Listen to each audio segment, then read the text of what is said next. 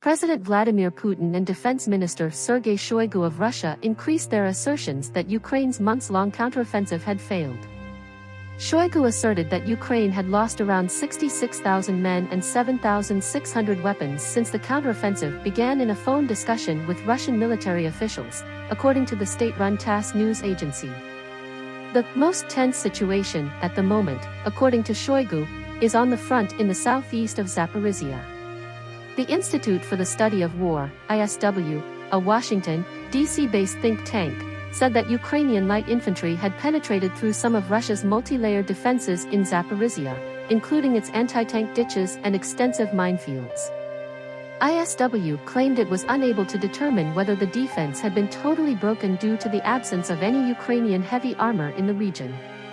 Vladimir Rogov, a Russian official stationed in the Zaporizhia region, claimed that Russian forces supposedly destroyed their first Challenger 2, a tank supplied by the United Kingdom. According to Rogov, fighting took place close to the village of Robotyne in the southeast when the tank caught fire. According to the Cluster Munition Coalition, CMC, Russia extensively used its stockpiles of both new and old cluster munitions in 2022, resulting in 916 deaths or injuries. According to the CMC's findings, Ukrainian forces had, to a lesser extent, employed cluster munitions. The governor of Russia's Belgorod area, Vyacheslav Gladkov, reported that one person was killed and one was injured as a result of Ukrainian bombardment. Russian attacks on Danube ports in neighboring Ukraine were very, very close to its border, according to Romanian President Klaus Iohannis. Attacks on us were confirmed to have occurred 800 meters, 2,600 feet, from our boundary. So near, so close, remarked Iohannis.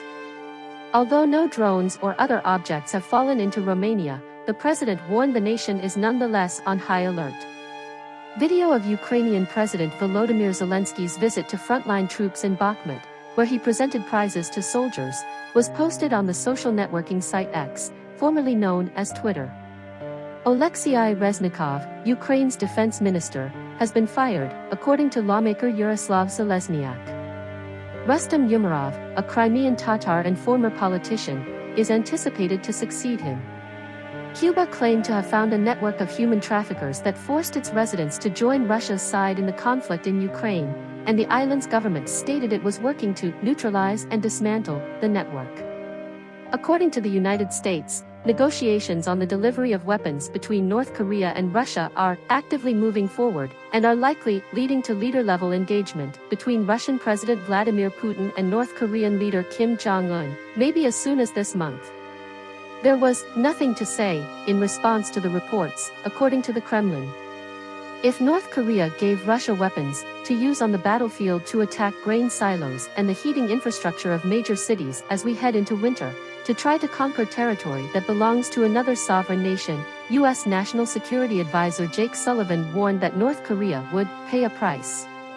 Turkish President Recep Tayyip Erdogan said he was sure the Black Sea Grain Agreement, which allowed the secure transport of Ukrainian grain and was abandoned by Russia in July, could be revived after meetings with Putin in the city of Sochi.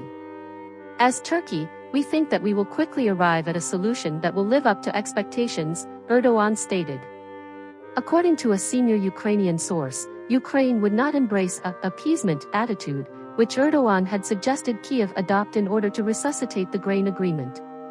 Mikhailo Podolyak, a presidential advisor, told the news agency Reuters, "Let's be realistic after all and stop discussing non-existent options, much less encouraging Russia to commit further crimes." The historical center of the western Ukrainian city of Lviv and Kiev's St. Sophia Cathedral should be added to UNESCO's list of World Heritage Monuments in risk as a result of the Russian invasion, according to Lazare Laundu-Asomo, the director of the World Heritage Program. Starting on September 10, the World Heritage Committee will convene in Riyadh. Before the G20 summit in New Delhi, Sergei Lavrov, the foreign minister of Russia, will spend 2 days in Dhaka working to improve ties between his country and Bangladesh. Deel Defense's chief program officer, Harold Buschek, stated that the company anticipates producing at least 8 IRIS-T missile defense systems in 2024 as opposed to 3 to 4 this year. Buschek stated that up to 500 missiles may be produced the next year.